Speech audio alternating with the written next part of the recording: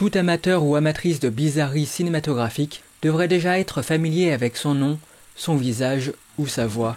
Notamment parce que, depuis des années, Christophe Beer partage son érudition dans des documentaires ou des bonus sur des films de série B, présente des comédies désolantes pour Filmo TV et apparaît chez les cinéastes français les plus singuliers. Merci beaucoup, c'est magnifique. J'ai vu tous vos films. Assurément, c'est votre chef-d'œuvre. Depuis 2003, il est également l'un des chroniqueurs de l'émission Mauvais Genre sur France Culture. Doté d'une liberté totale dans le choix de ses sujets, il rend hommage à des figures disparues ou fait part de ses coups de cœur pour des œuvres et des artistes insolites, mêlant entre autres cinéma bis, livres d'art, pornographie, littérature populaire et ouvrages détaillés traitant par exemple des boules de pétanque ou des excréments. Et toujours avec une passion communicative qui encourage à partir, nous aussi, à la découverte de ces franges méconnues. À l'occasion de la sortie d'Obsession bis, second ouvrage compilant ses chroniques radio, Christophe Beer nous a accueillis dans son antre afin d'explorer ses goûts encore un peu plus en détail. Et rentrer chez lui, c'est déjà avoir un bon aperçu de ce qui emplit ses pensées. On est chez moi, là, donc dans une des pièces de mon appartement, qui est plutôt la pièce la plus chargée en objets, en collection. Voilà des choses. Alors ça, je ne sais pas pourquoi c'est là. Ça, c'est une vierge en plastique telle qu'on en trouve à Lourdes. Et puis, là, vous voyez, là, venez voir, là, si vous vous rapprochez, là, vous avez aussi un vibromasseur. Alors ici, vous avez une carte postale que j'ai trouvée il n'y a pas très longtemps. C'est une charmeuse de serpent. C'est la Queen of the Reptile World. Donc, oui, j'ai toujours aimé les personnages un peu étranges, ce qu'on appelait les phénomènes dans les fêtes foraines. Alors ça, c'est très important aussi, c'est Saturnin Fabre. Parce que j'ai une passion aussi pour les acteurs du cinéma français d'avant-guerre. Et Saturnin Fabre a été l'un des plus excentriques. Vous vous souvenez de ce film, Marie-Martine, avec cette réplique « Tiens ta bougie droite ». T'as compris? Oui. Tiens ta bougie droite. C'était Saturnin Fabre, qu'on voit dans Pépé le Mocco aussi. Enfin, il a fait énormément de films. C'était un des acteurs les plus fous qui soit.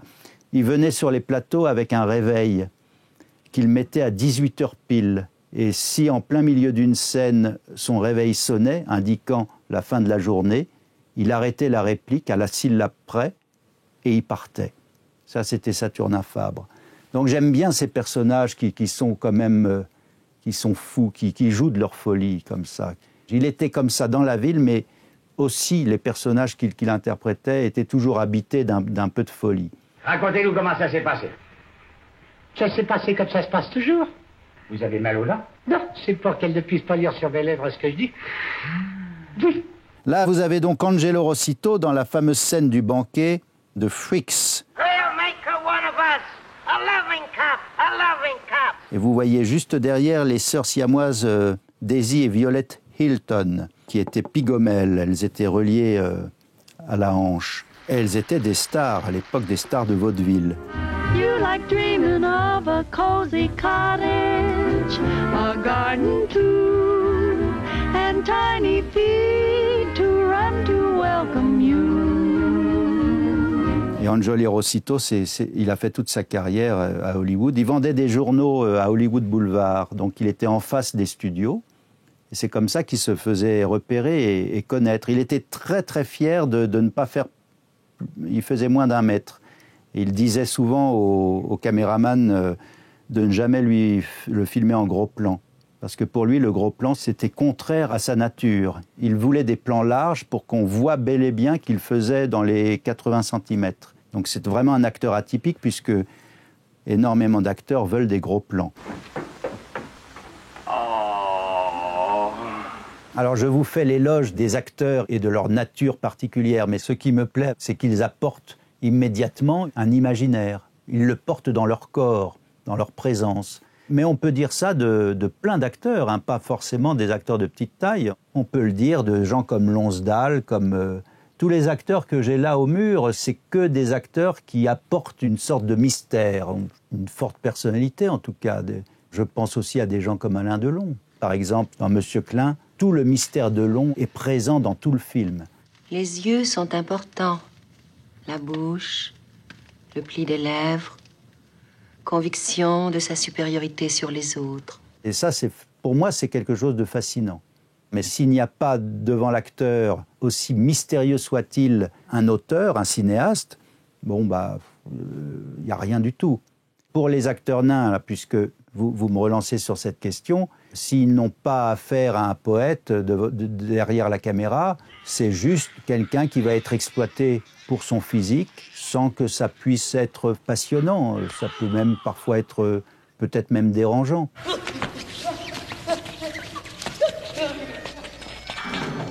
Il y a chez Christophe Beer un penchant manifeste pour tout ce qui s'écarte de la norme, d'une manière ou d'une autre. Et pourtant, il préfère éviter d'utiliser le terme marginal pour définir ce qu'il aime. Je crois que c'est pas un très bon service à rendre aux artistes qu'on aime de les qualifier de marginaux. En fait, c'est un terme qui se définit par rapport à une culture dominante. C'est parce qu'il y a une culture dominante qu'il y a, par la force des choses, une marge. Or, moi, ce qui m'intéresse, c'est qu'on ne se préoccupe même plus de la culture dominante. On s'intéresse à des œuvres, des artistes, et si ces artistes-là arrivent à s'exprimer avec force et violence, c'est parce qu'eux-mêmes ne se préoccupent plus d'être en réaction par rapport à une culture dominante. Ce n'est pas leur problème. Leur problème, c'est juste de créer, d'exprimer ce qu'ils ont dans le ventre, dans les tripes, point final. Mais par quel terme, alors, définir les goûts de Monsieur Beer ? En réalité, aucun. J'aime bien être en dehors de toute chapelle. Les étiquettes, on s'en fiche, effectivement. Ce qui m'intéresse, c'est quand les choses deviennent singulières. Donc, le spectre est assez large. Par exemple, ça surprendra peut-être certains de mes lecteurs qui ont l'habitude de me voir dans des bonus de DVD où je suis plutôt là pour défendre ce qu'on appelle le cinéma bis. Dans Obsession bis, il y a des chroniques sur le mouton à 5 pattes d'Henri Verneuil. On ne peut pas faire plus populaire comme comédie française. Vous sifflez ? Eh oui, je siffle. Monsieur Saint-Forget, oui. Il me semble vous avoir déjà dit la semaine dernière que votre jubilation chronique était incompatible avec la gravité des lieux où vous exercez. Si vous permettez, on va se déplacer. Hein, je vais même bouger moi-même la lumière. J'ai été assistant de Mocky, alors je sais faire ça un peu. Il faut la bouger comme ça, là, hop. Je vais fermer la porte. Donc là, vous voyez encore mes obsessions pour les hommes de petite taille. Et grandeur nature, 69 cm. Adrien Esmiller. Plus bas, je ne commenterai pas parce que sinon vous allez être censuré par YouTube. Mais c'est quand même une affiche très très bien d'une star du striptease, Rita Renoir. Alors là, tiens, puisque nous sommes là, restons-y. Là, vous avez quelque chose de très important chez moi dans cette collection. C'est mon armoire de livres de flagellation, qui a eu tout un courant de romans sur ce thème, entre 1900 et 1939. Voilà ça, par exemple, Attelage humain, Écurie humaine. Bon, là, il n'y a pas de sein, je peux vous le montrer, celui-là. C'est vraiment dommage, en fait, d'ailleurs. J'y pense, là, à toutes ces censures. Parce que j'ai quand même écrit en 2000 un livre qui s'appelle « Censure moi », qui était un livre sur l'histoire du classement X. Le classement X, c'était le classement qui surtaxait et qui ghettoisait le cinéma porno qui émergeait en 1974-75 en France. Et aujourd'hui, en 2023, on en est encore, peut-être même qu'on a encore régressé, notamment les réseaux sociaux, une paire de seins, hop, c'est un scandale. Donc moi, qu'est-ce que je fais ? Je reste chez moi et puis je collectionne mes petits romans érotiques. Peut-être qu'un jour, je me mettrai à collectionner des Spirou ou alors j'arrêterai de collectionner après tout. Mais la pièce est déjà remplie littéralement du sol au plafond par les lectures diverses. Livres sur le cinéma, fanzines, BD et romans érotiques de toutes les époques, comprenant même les œuvres écrites sous pseudonyme par Beer lui-même. Là-haut, il y a un de mes rayons préférés. Il y a des titres que j'adore parce qu'ils sont d'une simplicité. Vous avez « C'est bon la bite » et juste à côté « Mon cul ». Ça, c'est beau quand même. Cette collection est une bonne illustration de l'avant-propos du premier volume d'Obsession, où le chroniqueur tentait de définir le mauvais genre en l'opposant au détestable bon goût. Moi, je n'aime pas le bon goût. Le bon goût, ça me casse les pieds parce que ce qu'on appelle le bon goût, c'est les choses qui ne dérangent pas. C'est le film du dimanche soir, C'est les choses qui sont mainstream. C'est le truc qu'on va regarder en famille où il n'y aura pas d'émotion. Parce que c'est quoi l'émotion ? L'émotion, c'est un mouvement, quelque chose qui va nous bousculer, nous bouleverser, qui va nous faire rire, nous faire pleurer, qui va peut-être même nous choquer. Qu'est-ce que ce serait qu'une vie sans bouleversement, sans remise en cause constante, sans être choqué ? Je ne vois pas l'intérêt. Vous vous souvenez de cette phrase de Kafka à propos de la littérature qui disait « Un livre doit être une hache pour briser la mer gelée en nous ». C'est pas avec le bon goût qu'on va obtenir cette hache pour briser la mer gelée en nous. Donc moi, tout ce qui m'intéresse, ce sont les haches. Pour autant, est-ce qu'on peut parler ici de mauvais goût ? Je me méfie un peu de mauvais goût. Le terme de mauvais goût, non, parce que en fait, tout bonnement, je pense quand même faire preuve de bon goût, mais de mon bon goût à moi. Oui, alors il faut que je vous montre quelque chose d'important, de très très important.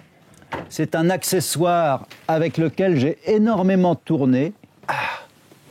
Bah tiens, là, il y a aussi ma paire de seins que j'ai utilisée sur des films de Bertrand Mandico quand il me faisait jouer des femmes. Et alors, j'ai acheté il y a des années de ça cette magnifique paire d'escarpins. C'est un accessoire que j'ai eu plusieurs fois l'occasion d'utiliser dans des films. Récemment encore, je les ai utilisés au cabaret, où avec l'équipe de Mauvais Genre de France Culture, nous avions été conviés au cabaret Le Secret pour une soirée de cabaret où je m'étais un peu métamorphosé en Marlène Dietrich dans L'Ange bleu. Je chantais « Ich bin von Kopf bis Fuß auf Liebe eingestellt. Denn das ist meine Welt und sonst gar nichts. » Donc là, vous avez aussi, à part des chemises non repassées, des films Super 8. Ça, c'est de la pornographie, hein, une fois de plus, hein, je m'excuse. Ça, c'est Bondage, film Super 8 de Lasse Brown. Alors, ce que vous ne voyez pas en ce moment, puisque c'est flouté, et pour les raisons que vous savez, c'est que vous avez une scène de sodomie. Là, vous avez, je crois, un monsieur qui est en train de lécher le sexe de Sylvia Bourdon. Et puis là, vous avez une bouche grande ouverte, et il y a une bite devant elle, et qui, visiblement, a déjà dû éjaculer. Voilà, ça doit être, je pense, la fin du film. Mais la pornographie, si j'ai fait un dictionnaire de 1000 et quelques pages, c'est parce que j'y trouvais aussi un intérêt esthétique. Et avec quelqu'un comme Lasse Brown, on a affaire à un esthète de la pornographie. Et puis là, vous avez Clodo. Donc ça, c'est typiquement le genre d'objet qu'on n'a pas besoin de flouter. C'est un disque promotionnel de la SPA. C'est un objet un peu curieux. C'est que Clodo, c'est aussi un film, le dernier film de Bourvil. Figurez-vous que Bourvil apparaît dans un cadre en tant qu'ancêtre d'une famille. Et de temps en temps, le cadre s'anime et c'est Bourvil. Ça, c'était un homme, tu sais, un vrai. En voilà un qui trimait. Eh ben, tu veux que je te dise, c'est le travail qui l'a tué. Pauvre Gaston. Et moi, j'aurais pensé que c'était plutôt la chopine. Le film était tellement mauvais que, en 1970, personne n'en a voulu. Le film n'a pas connu vraiment d'exploitation. Et en 1975, avec l'arrivée de la pornographie, ils se sont dit « Ah, on va enfin pouvoir récupérer un peu d'argent, on va filmer des inserts pornographiques, et le film, on va le ressortir sous le titre de « Clodo et les vicieuses ». Donc, on peut affirmer que le dernier film de Bourvil est un film pornographique, qui est aussi le dernier film de Roger Nicolas, de Raymond Souplex, de Pauline Carton. Comme si ce film les avait tous achevés.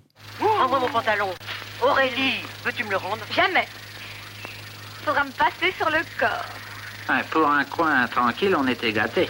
Et oui, il y a aussi des affiches de détectives. Détectives, vous savez ce que c'est, détective? La revue existe toujours, c'est une revue de faits divers, assez crapoteux. Et donc là, vous avez typiquement des affiches qu'on trouvait dans les années 70-80. Ces affiches-là étaient devant les kiosques toutes les semaines pour inciter le passant à venir acheter son détective. Mais ce qui fait la beauté Parce qu'on peut dire que ces affiches sont belles. C'est tout le travail de la typographie, cette mise en page. Et là, vous voyez, les titres sont magnifiques. Mais tout est important. Draguignan. C'est ça, c'est très important, Draguignan. C'est Draguignan, c'est pas nulle part ailleurs, c'est Draguignan. Il fait de sa maîtresse l'esclave de ses caprices. C'est magnifique, non? L'extraordinaire procès de Liège. Elle hait les hommes, mais ne peut se passer d'amants. La façon dont ces faits divers sont traités par cette presse à scandale, c'est déjà des supports à l'imaginaire. C'est toujours ça qui m'intéresse. C'est l'étincelle d'imaginaire qu'on peut trouver n'importe où. Et je peux m'amuser à faire parfois un collage comme ça qui ne regarde que moi. Donc j'ai mis ces deux affiches en regard parce que il fait de sa maîtresse l'esclave de ses caprices, mais patatras, castré par sa maîtresse. C'est ça qui est amusant. Tout d'un coup, on a une petite histoire. Donc j'ai beaucoup d'affection pour la vulgarité de ces affiches de détectives. Elles me font rêver. Une chose marquante chez Christophe Beer, c'est qu'il semble doté d'un regard particulier qui lui permet de déceler des beautés cachées, même dans les films d'exploitation les plus racoleurs, ou dans ce qu'il appelle lui-même les comédies désolantes. Dans tous les objets qui m'intéressent, il faut qu'il y ait un sortilège. Le mot qui me vient régulièrement à l'esprit est un terme qui est plutôt désuet et qui pourrait même être jugé par beaucoup comme ringard, mais c'est le terme de poésie. La poésie, elle est partout, il suffit de la dénicher. Beer se décrit avant tout comme un adorateur et collectionneur, mais il a aussi apporté sa propre contribution au domaine de l'art. Et pour ce qui est de son parcours dans le cinéma, c'est aussi une histoire de fascination et d'obsession qui en est à l'origine. J'ai été passionné par le cinéma très tôt, par le biais d'un acteur que je porte au nu, que je trouve vraiment extraordinaire, c'est Fernandel. J'avais vu Ali Baba et les 40 voleurs, je devais avoir 8 ans. Et là, j'ai été tout à fait subjugué, j'ai trouvé ça extraordinaire. Voilà pour une maison.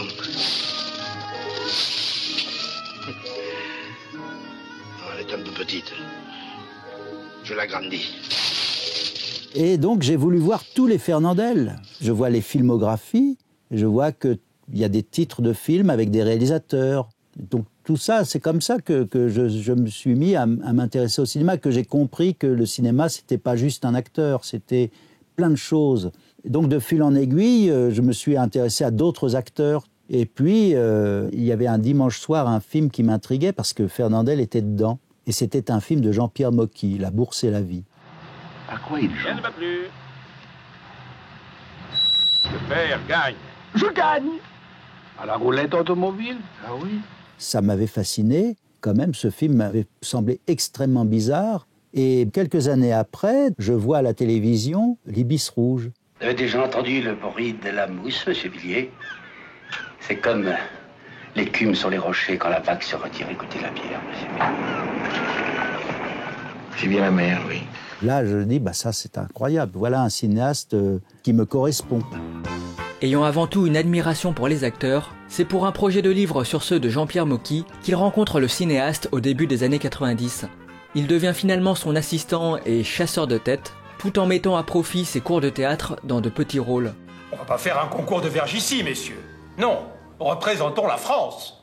Justement, représentons-la avec des grosses bites. À bas la République! Vive la France! Mon parcours d'acteur est un peu erratique parce que j'aimais pas courir les castings. Je trouvais que c'était une perte de temps effroyable. Beaucoup d'acteurs s'usent dans ce sport à courir à droite à gauche ou à attendre bêtement que le téléphone sonne. C'est ça qui est un peu déplaisant dans ce travail, c'est l'attente. Attendre qu'on nous désire. C'est donc surtout le hasard des rencontres qui étoffe la filmographie de Christophe Beer. Ainsi, un jour, en tant que client régulier de la boutique BD Ciné, il se voit offrir un rôle par le gérant, Norbert Moutier. Et c'est avec lui que j'avais tourné ce film vidéo, Le syndrome d'Edgar Poe. Brigitte Borghese, Sylvaine Charlet, Edgar Poe, Christophe Beer. Mais il faut prévenir la police militaire, il y a eu meurtre! Erreur! Il y a eu matière à inspiration pour mon œuvre. 3 ou 4 pages leur sont consacrées ici. Et vous osez parler de meurtre? C'est un honneur qu'ils ne méritaient même pas. Norbert Moutier se contentait du micro qui était sur sa caméra. Donc en fait, son seul souci, c'était que ses acteurs parlent fort. C'était sa seule direction dramatique. Bon, Assez parlé. Tous à vos outils. C'était pas évident de parler juste et de parler fort sans arrêt. En 2011, la réalisatrice Ovidie lui propose une apparition dans Infidélité. J'ai bien réfléchi à votre cas, monsieur Abitbol, et je ne pense pas que vos problèmes d'érection soient bien résolus. Et c'est ainsi que débute une série de rôles dans des films X. Alors, cette méditation... Mais qu'est-ce que vous faites? Mais qu'est-ce que c'est que ça? Mais c'était pas prévu. Mais détachez-vous. Mais détachez-les. Mais on dirait des chiens. Ça, c'est un souvenir de tournage. Là. C'était un collier de perles qui était dans la vulve de Blue Angel. C'était dans le film d'Ovidie, Les Prédatrices. Donc je l'ai mis là avec mes romans de flagellation. Mais la collaboration qui porte ses plus beaux fruits débute en 2017 avec Les Garçons Sauvages. Car dans le cinéma rêveur et surréaliste de Bertrand Mandico, le style de jeu de Beer trouve parfaitement sa place. Malheureusement, il n'y a pas d'autres témoins. Nous devrons donc nous contenter de cette version scabreuse des faits. 5 garçons malmenés par une femme perverse, aux mœurs douteux, aux cuisses légères. Bertrand Mandico, je l'avais rencontré la première fois dans un festival de courts-métrages. C'était au cinéma L'Archipel. Il y avait une carte blanche Mandico avec plein de courts-métrages.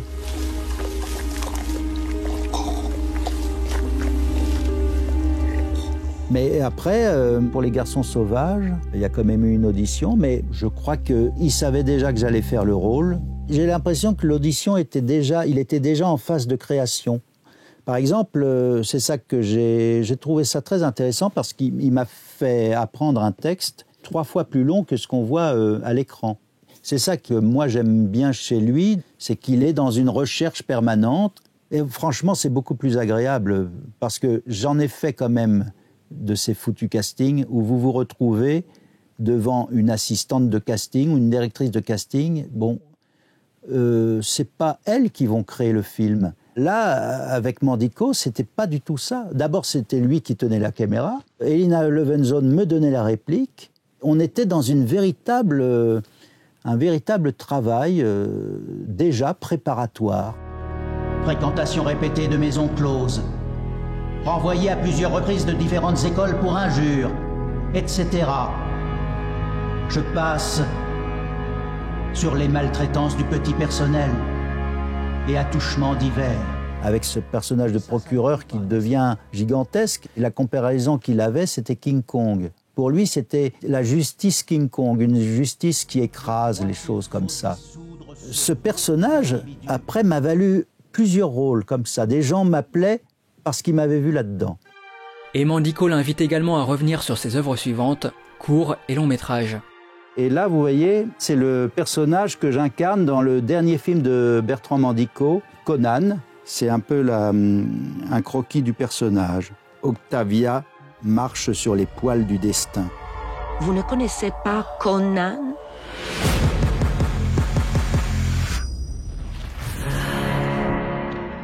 Quel que soit le domaine, cinéma de genre, documentaire ou pornographique, littérature ou bande dessinée, Christophe Beer a jusque-là réussi à avoir une carrière aussi atypique que les œuvres qui l'attirent, en n'étant toujours guidé que par ses envies. Je choisis toujours ce que je fais, donc c'est vrai que j'aurais un mal fou à ce qu'on me paye pour jouer dans des trucs sans intérêt. Je ne suis pas à ma place là-dedans. Mais la chance que j'ai, c'est un luxe. Je n'ai jamais rien fait pour être obligé de le faire, pour être obligé... Non, rien. S'il n'en était pas lui-même l'auteur, il aurait entièrement sa place dans l'une de ses chroniques pour Mauvais Genre.